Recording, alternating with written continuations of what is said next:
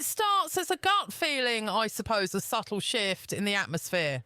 You are in the studio trying to capture lightning in a bottle, and suddenly you realise the joy has simply evaporated. You reach a point where the creative well is dry, where you have nothing left to offer one another, and deep down you know that is the precise moment you should have walked away. Hindsight is a cruel thing. Looking back, it is agonisingly clear that we should have pulled the plug years before we actually did. I know that now. For nearly half a century, the entire globe bought into a single polished narrative. 4 beaming smiles, vocal harmonies that were nothing short of perfection, and a band that seemed like untouchable royalty.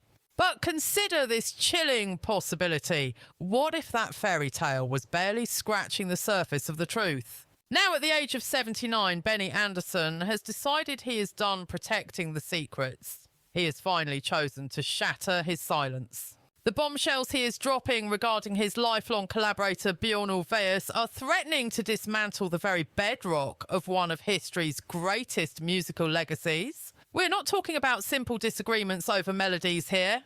This exposes a dark underbelly of control exerted behind locked doors and a ruthless power struggle that was hiding in plain sight the entire time. It paints a picture of a legendary partnership that was rotting from the inside out, even as the rest of the world danced obliviously to their rhythm. For decades, Benny kept his mouth shut. It wasn't because he lacked a story to tell, but because he knew speaking up would incinerate the myth they had built until today. The details emerging now are far from a nostalgic trip down memory lane. They are jagged, uncomfortable, and brutally honest. And this is definitely not the version of history the fans are emotionally equipped to handle. Do not go anywhere, because once you learn the ugly reality of what happened when the microphones were off, you will never hear ABBA the same way again. Let us peel back the layers on the silence that haunted the songs. Imagine a world that thought it had ABBA all figured out. A group preserved in amber as the ultimate shining beacon of pop music perfection. A world where every vocal blend seemed effortless, every grin looked authentic, and their massive success appeared completely free of internal friction. It was a musical fantasy too pristine to ever doubt. For 40 years, the fan base was spoon-fed a carefully curated image of absolute unity, 4 artists moving in lockstep to create art that smashed through borders and defined generations. However, buried beneath that sparkling sequined exterior, a heavy silence was festering. It was a suffocating quiet that grew more oppressive with every single year that ticked by. And for the longest time, one man bore the weight of that silence on his own shoulders. Benny Andersson, the true musical architect responsible for that iconic sound, prioritised restraint over conflict. He chose the art over the argument, convincing himself that the music was worth the personal toll. But standing here at 79 years old, after a lifetime of biting his tongue, the dam has finally broken and the silence has fractured. When he finally opened up, what poured out wasn't a gentle reflection on the glory days, it was something significantly more sinister. His confession did not just stroll down memory lane to revisit the past. It completely rewrote the history books, exposing deep cracks that were present from the very start and challenging every assumption the world made about his dynamic with Björn Ulvaeus. You see, this feud was never really about the music itself. It was always about dominance. It was about who held the reins and what happens when a collaboration slowly warps into a dictatorship. It is a cautionary tale of how even the most celebrated creative marriages can decay from the core all, while the unsuspecting audience gives a standing ovation. The crowd remains blissfully unaware that the beautiful harmony they are hearing is merely a mask covering a violent storm raging just out of view. Let's talk about the illusion of harmony. To the public eye, Benny and Björn were 2 halves of a whole, inseparable minds working in total sync. Their names were welded together in the liner notes, in press junkets, and in the annals of history. They were hailed as one of the most formidable songwriting duos to ever exist. They were fluent in the language of partnership, constantly parroting lines about their telepathic understanding and shared goals until those sound bites became the accepted gospel. And the fans were desperate to believe it, mostly because the sheer quality of the music seemed to provide irrefutable proof of their bond. But the people in their inner circle knew better. They knew that harmony was just a marketing term, not their reality. Once the studio doors clicked shut, the dynamic was incredibly complex, defined by two radically different personalities trying to pull the ship in opposite directions. Benny was the soul of the operation, introspective, driven by raw emotion, a musician who navigated by gut instinct and feeling. He was the type of artist who believed a song needed room to breathe, to grow, and to reveal its true nature organically. Björn, in stark contrast, operated like a cold, calculating tactician. He viewed their output through the lens of a business executive obsessed with marketability, long-game legacy, and fitting every creative spark into a rigid commercial box. In the early days, this friction created a necessary counterweight, but as time marched on, that balance tipped into dangerous instability. What started as creative debates slowly morphed into one-sided orders.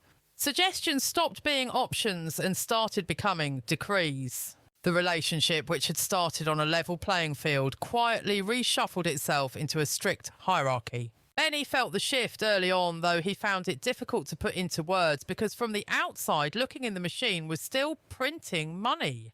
And success has a nasty habit of silencing valid doubts. Yet behind the curtain, the foundation was crumbling and the carefully maintained facade of harmony was starting to show spiderweb cracks. Our names might have been side by side on the record, but our voices certainly were not.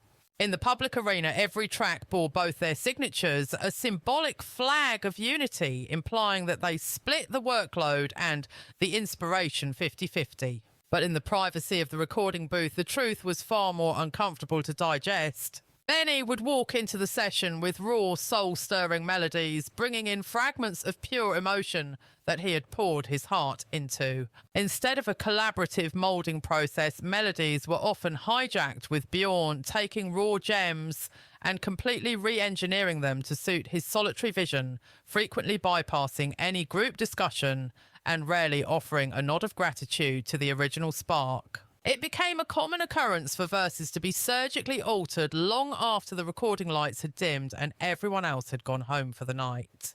The very bones of a track would be rearranged, stripping away the raw emotional core to service a calculated strategic formula designed for radio dominance rather than artistic expression. Decades of musical instinct and gut feeling were quietly overruled, sacrificed at the altar of what Björn was convinced would shift more units and top the charts. Whenever Benny dared to challenge these unilateral pivots, he wasn't met with fiery arguments or theatrical outbursts. The reaction was far more chilling and ultimately more destructive, a wall of icy indifference and utter dismissal. His artistic input was efficiently discarded, labelled as naive or overly weepy, as if having a soul in the music was a defect that required immediate manufacturing repairs. It wasn't about one massive explosion that tore them apart in a single afternoon. It was death by 1,000 cuts, a slow-motion pile-up of subtle insults and ignored creative equity that hardened into a deep-seated bitterness over time.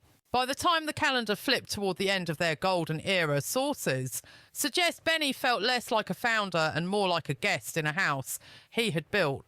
His name was on the lease, but he had lost the keys to the kingdom. While the final polished track still shimmered with that trademark pop sorcery, the emotional tax required to keep that illusion alive became heavier with every single release. But the fallout from Björn's authoritarian grip wasn't limited to his male counterpart. The toxic atmosphere infected the entire group dynamic, turning the recording booth into a pressure cooker known for its suffocating intensity. Björn chased a level of sonic purity that bordered on obsession. It was a brutal standard where no harmony was ever tight enough, no take was ever crisp enough, and the slightest human error was treated as a cardinal sin. Agnetha, the blonde icon, whose ethereal vocals defined their sound, was frequently driven to her absolute breaking point. She was forced to loop phrases endlessly long, past the point of physical fatigue, her vocal cords and stamina tested to the extreme just to satisfy a technical obsession. Even Frida, known for her iron discipline and unwavering professionalism, found herself crushed under the same relentless weight. There was a heavy, silent mandate hanging in the air to deliver absolute perfection every time, no matter how drained or broken you felt inside. To the fans, it sounded like breezy, effortless joy, but those 3 minutes of pop bliss were born from grueling all-nighters, frayed nerves and silent tears that were carefully scrubbed from the final mix. That recording space, which should have been a sanctuary for play and discovery, slowly morphed into a psychological war zone. It became a regime where rigid control suffocated the artistic spirit, and the pursuit of the perfect note felt less like an achievement and more like a penance. Björn always defended his draconian style as a necessary commitment to world-class excellence. However, those witnessing the dynamic saw a sinister undercurrent, a desperate need for control, masquerading as high standards. The charts may have been conquered, but behind the platinum records, the human cost was accumulating at a devastating rate. Eventually, the toxicity couldn't be locked behind the studio's soundproof doors. It hitched a ride home with them when the tension became too thick to ignore. By the time they realised the danger, the poison had already seeped into the private corners of their lives that no camera lens ever saw. The power struggles defining their creative output refused to stay limited to sheet music and mixing boards. These professional grievances invaded their bedrooms and living rooms, corroding their marriages and systematically dismantling the real people living behind the superstar avatars. While the world worshipped a glossy happy pop phenomenon, the reality was a claustrophobic nightmare where business dominance and emotional neglect created a recipe for total collapse. As their fame skyrocketed and the bank accounts swelled, the emotional debt they were racking up became impossible to service. This tragic toll was most glaringly obvious in the disintegration of the romantic bonds that had originally glued the quartet together. It became a twisted saga of love manipulation and the slow-motion train wreck of two marriages. In the beginning, the group's internal romances looked like a fairy tale marketing dream, two couples bound by melody global triumph and a shared destiny. But under that shiny veneer, the toxic blueprints of control and inequality from their work life had quietly set up shop in their domestic lives. The union between Björn and Agnetha became the first and most public sacrifice at the altar of their success. The devastating truth wouldn't fully dawn on the global fanbase until years down the line. Inside their home, Agnetha was suffocating under a partnership that felt suspiciously like work, where every move was analysed, feelings were secondary to function, and showing pain was dismissed as a lack of fortitude. Björn managed his household with the same cold analytical calculation he used to structure a hit single or negotiate a contract. In stark contrast, Agnetha was desperate for a sanctuary, a place of warmth and privacy where she could escape the relentless grinding machine of their celebrity existence. These fundamental differences were destined to collide with catastrophic force. When the split finally came, their PR team spun it as a civilised mutual uncoupling between two mature adults who had simply drifted onto different paths. However, sources close to the pair describe a much uglier reality rife with bitterness screaming matches and deep emotional wounds that refused to heal quietly. The war over how to raise their offspring became the ultimate breaking point in their crumbling alliance. Agnetha fought like a lioness to keep the kids out of the blinding spotlight, while Björn seemed hell-bent on ensuring the family legacy flowed seamlessly into the next generation, regardless of the children's desires. What followed was a prolonged era of... The ink on the divorce decrees might have dried, but the wounds were far from healed. The air remained thick with unspoken resentment and legal manoeuvring, leaving emotional bruises that would haunt them for decades. While Agnetha famously pulled a disappearing act, vanishing into the shadows to lick her wounds, Björn went the complete opposite direction, throwing himself into the grind and using ambition as a shield to keep the pain at bay. As the band's fame turned into legitimate legendary status, a shift happened deep inside Björn. He wasn't just a guitar-strumming songwriter anymore. He was morphing into something else entirely. The artist was fading, replaced by a cold, calculating strategist, and it was a transformation so stark that it actually started to creep out the people in his inner circle. Melodies weren't just feelings set to sound anymore.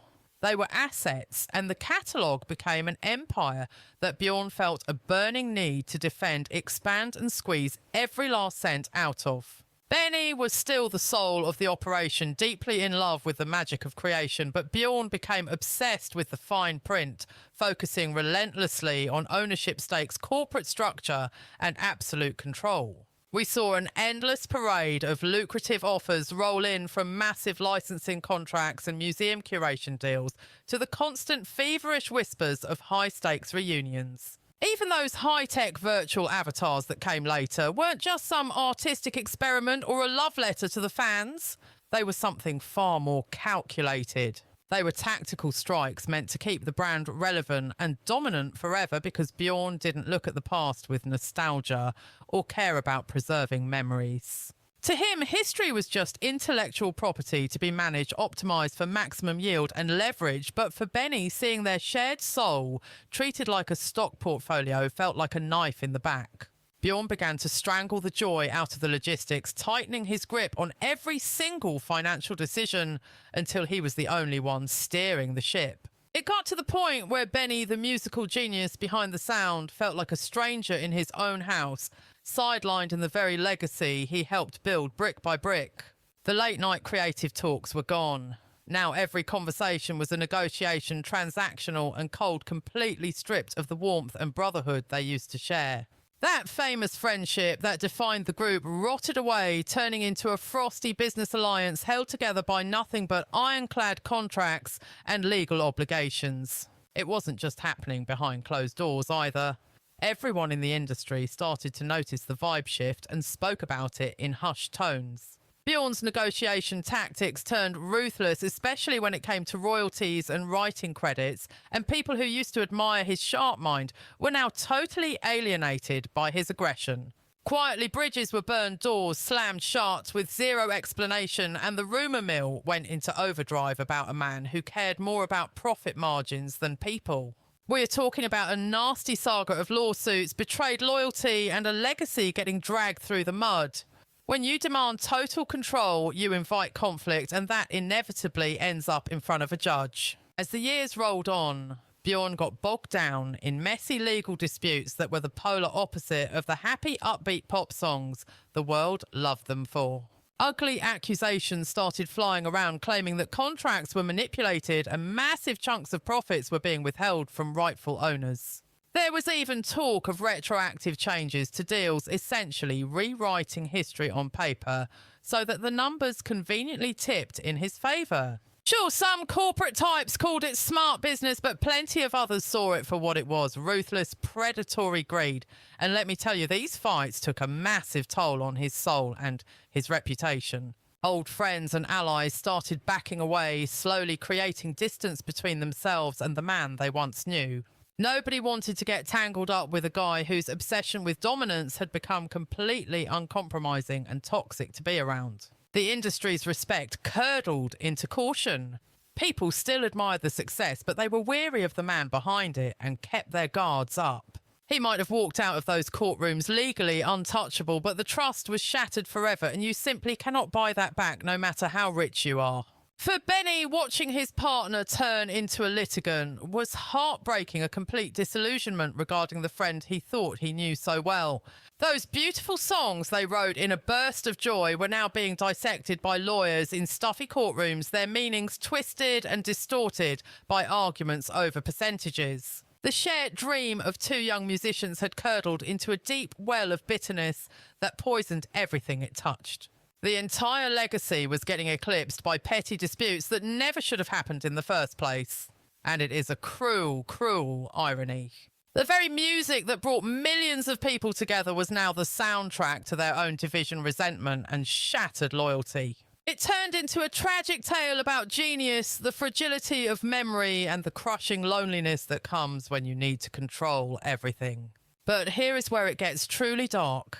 By the time the lawsuit settled down and the tabloids moved on, something much scarier was starting to brew behind the scenes. On the surface, he had all the victories. The awards were shiny, the bank account was full, and the legacy looked absolutely bulletproof. But underneath that armour, the man who fought the world to control his narrative was starting to lose his grip on the one thing he couldn't litigate: his own mind. Björn always treated the past like a goldmine, something to dig up, polish, refine, and sell to the highest bidder.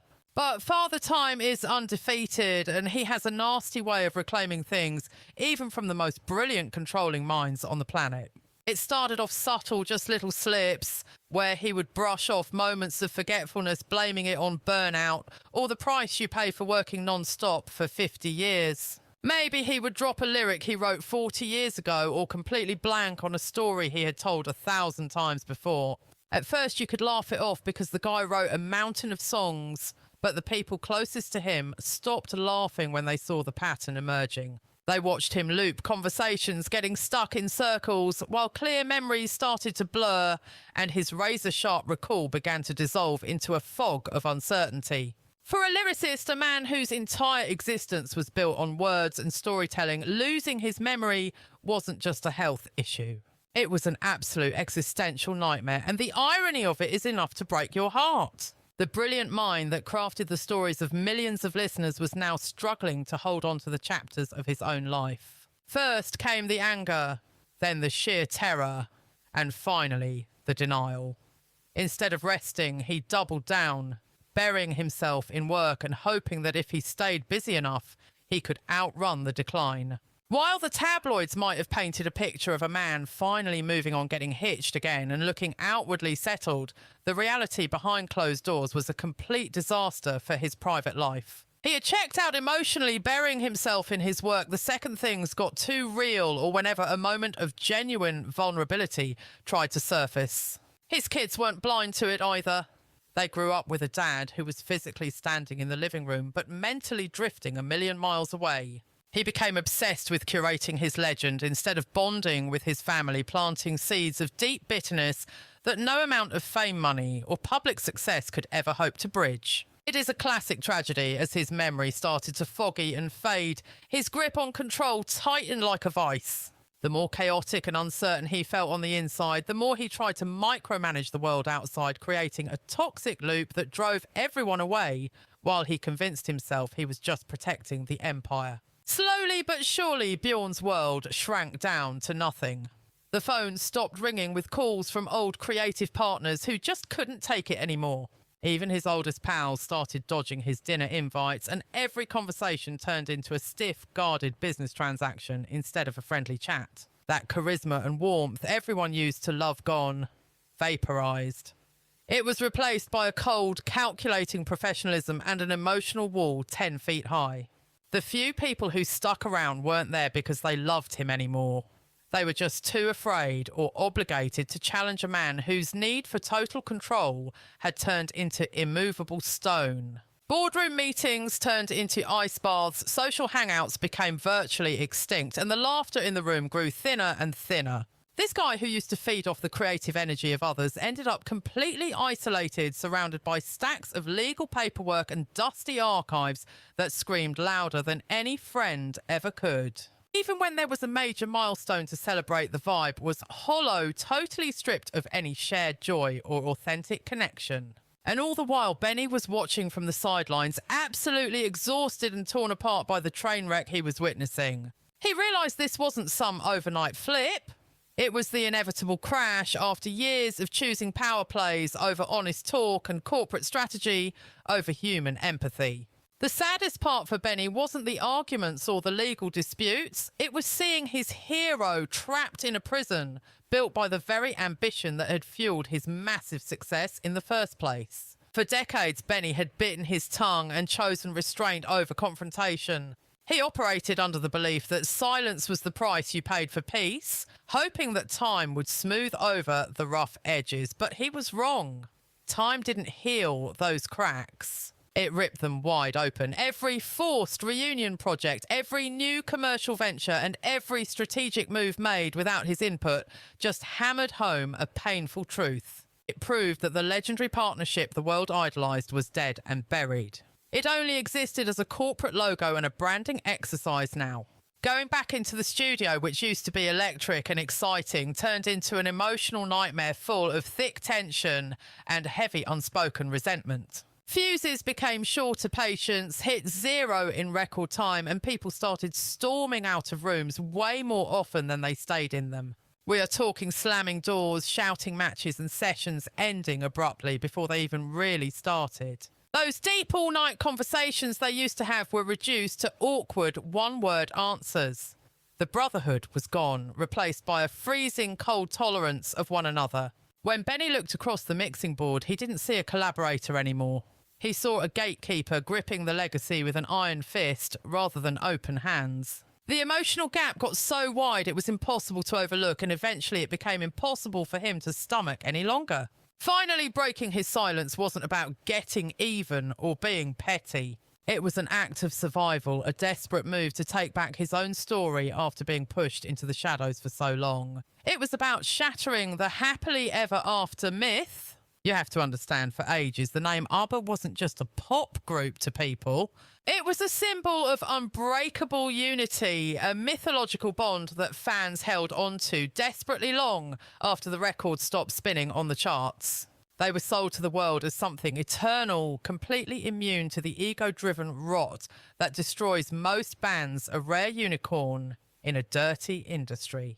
But here is the harsh reality: myths are incredibly fragile things. And the more Benny looked in the rearview mirror, the more obvious it became that forever was just a marketing trick, not a truth they actually lived. Behind the glossy magazine covers and the staged reunion smiles, there was just pure exhaustion and a massive emotional void. There was a mutual understanding that the family vibe the public worshipped was totally dead. All that was left was contractual obligation, legacy management, and a terrifying fear that telling the truth would break the hearts of millions of believers. As we move through 2026, Benny realised he had been carrying a weight heavier than any gold record he ever composed. He was carrying the massive burden of keeping a lie alive when the reality had already moved on years ago. Every single interview was a tightrope walk of diplomacy, forcing him to swallow decades of anger and unresolved tension just to keep up appearances. Silence was his shield against the press, sure, but it also became his own personal jail cell. The pressure cooker just got hotter with every attempt to revive the ABBA brand. Whether it was an anniversary release, a museum exhibit, or a staged reunion, every new project just ripped the scabs off old wounds. It was a cruel reminder to Benny that while the world celebrated their togetherness, the ugly truth was buried under lawyers and compromises. He had to sit there and watch as major moves were made, and press releases went out with barely a nod in his direction, hammering home the fact that he was being pushed out of his own legacy. The music, which once felt like his ultimate freedom and escape, now felt completely different.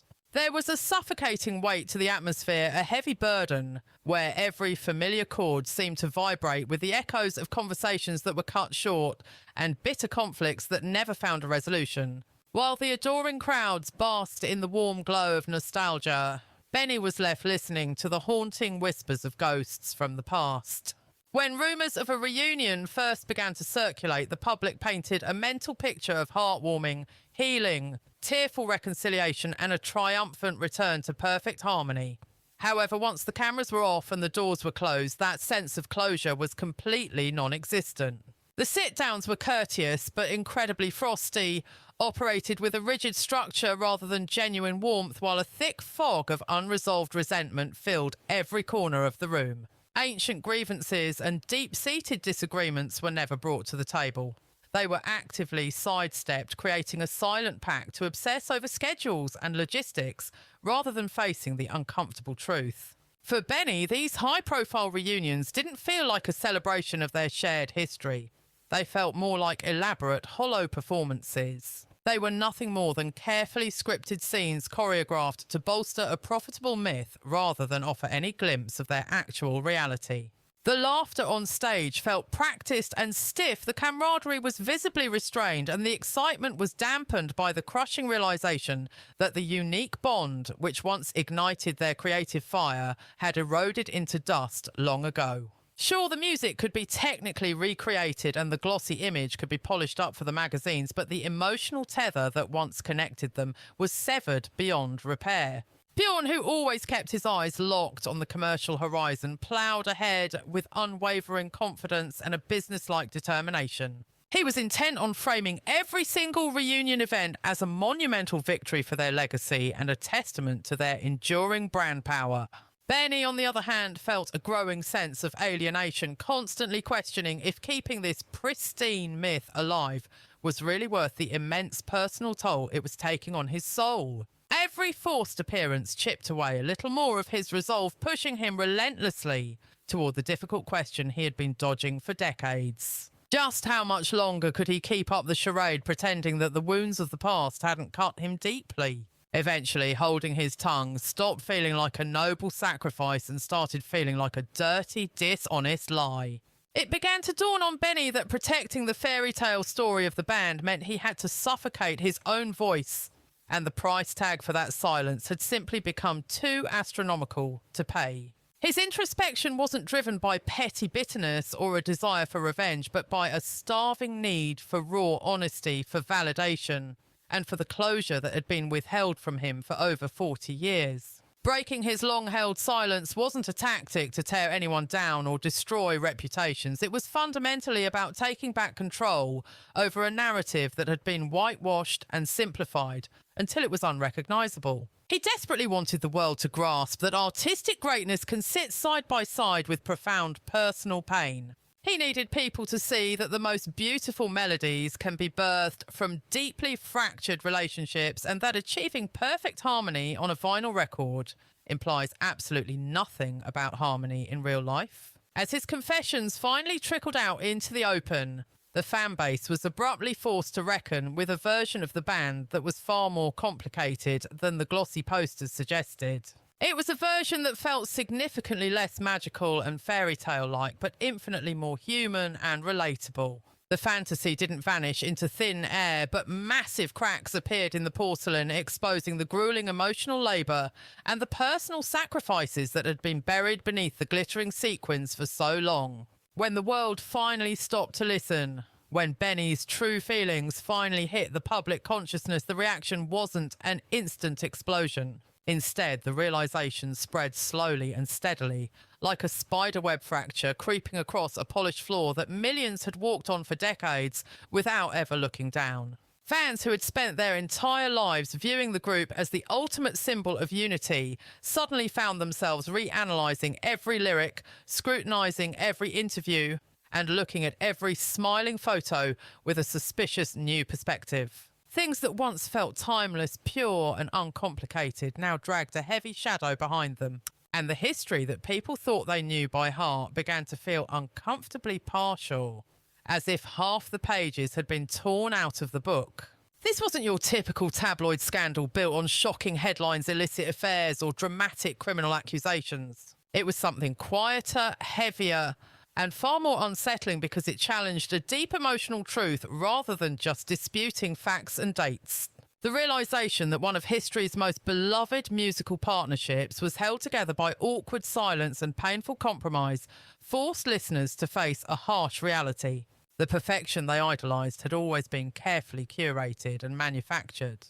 For a vast number of fans, Benny's candid revelations felt like a sting of betrayal, not necessarily by Björn, but a betrayal by the very dream that the band represented. People who had woven these songs into the fabric of their weddings, their childhood memories and their life's milestones struggled to reconcile that pure joy with the hidden pain that was now being exposed behind the curtain. Internet forums and social media threads exploded with disbelief, denial and fiery debates as one faction rushed to defend Björn's legacy and business acumen. Meanwhile, others finally voiced suspicions about the group's internal power dynamics that they had suppressed for years. Anthems that were once strictly associated with romance and togetherness were suddenly being deconstructed through a much darker, more cynical lens. The lyrics suddenly sounded less like romantic poetry and more like the transcripts of a conflicted, hurting soul. The melodies seemed to carry a crushing emotional weight and a melancholy that the casual listener had never bothered to notice before.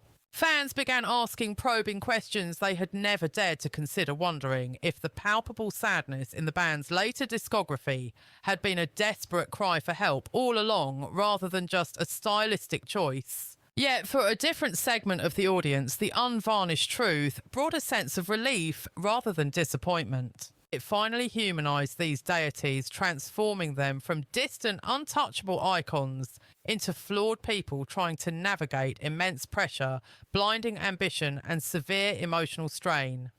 The music didn't lose its magic. If anything, it gained critical context. What once felt like plastic perfection now felt painfully, beautifully honest. As the spotlight swung harshly toward Björn, the discourse surrounding him became incredibly layered and emotionally charged, refusing to fit into a simple box of hero or villain. To some loyalists, he remained the misunderstood perfectionist, a man whose vision held it all together when everything else was falling apart. Fans and historians alike have realised that the relentless drive and unwavering standards weren't born out of malice, but were absolute necessities, the actual engine that powered ABBA's rise to a level of global dominance that had never been seen before. Die-hard defenders insist that without that specific strategic brain, that iron-fisted control over every detail and that far-sighted vision, the group would have likely fizzled out as just another flash-in-the-pan pop act. They argue that the exact personality traits currently under the microscope were in reality the bedrock upon which their legendary status was built. However, a significant portion of the public read something much darker in Benny's recent comments, seeing a disturbing undercurrent that changes the narrative completely. They interpreted his statements as the validation everyone had been waiting for, proof of the toxicity that had been the subject of hushed industry rumours for decades. For these observers, calling Björn's management style firm was a massive understatement.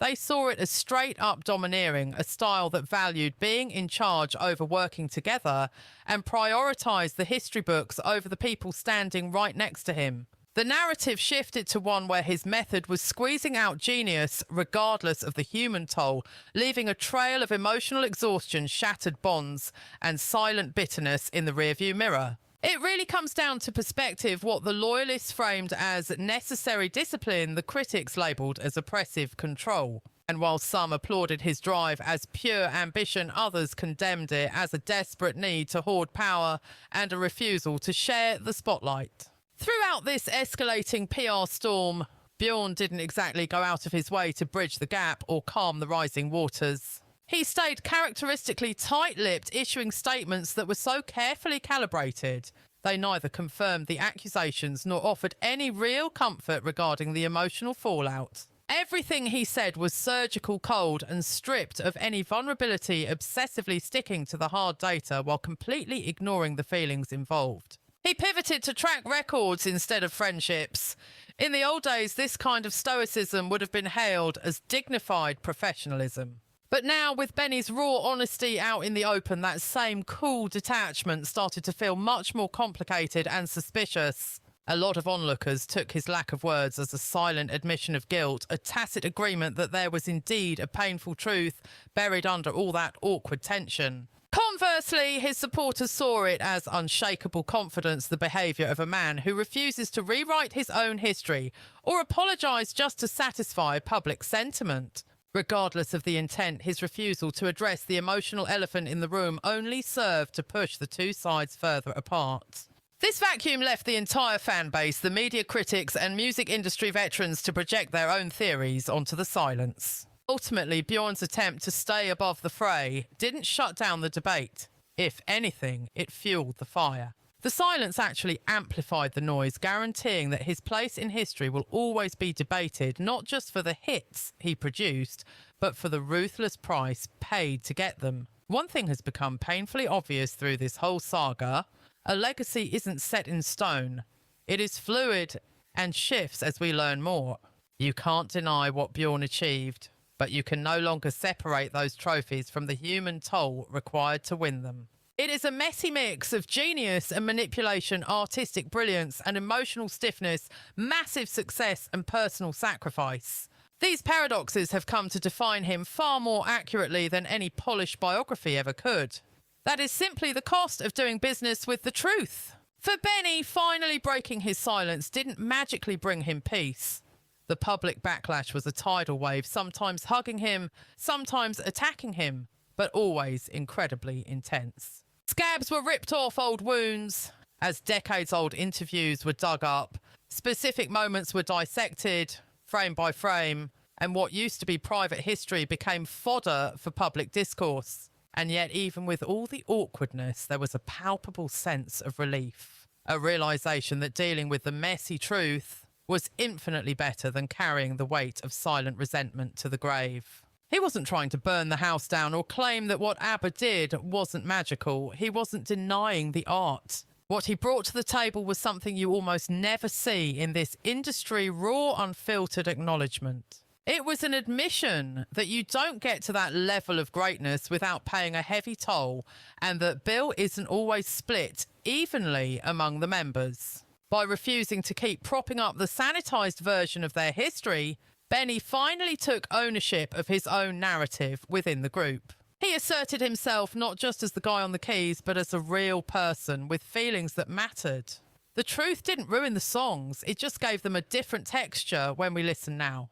There is a strange way that time works. It tends to dull the sharp edges of anger, while simultaneously bringing the underlying truth into sharper focus. As the seasons turn and the initial shock of these revelations starts to fade, the outrage and defensiveness fall away, leaving only quiet reflection. For Benny, getting to this mindset wasn't about scoring points in the press or trying to win a popularity contest against his old partner. It was about processing what that crazy ride actually meant and consciously choosing what baggage he wanted to carry with him into his twilight years. When you reach 80, the concept of legacy stops being about getting bigger and starts being about getting real. The road ahead gets shorter, the memories get heavier, and the polite lies we used to tell ourselves just don't seem useful anymore. Speaking his mind wasn't about breaking the bond.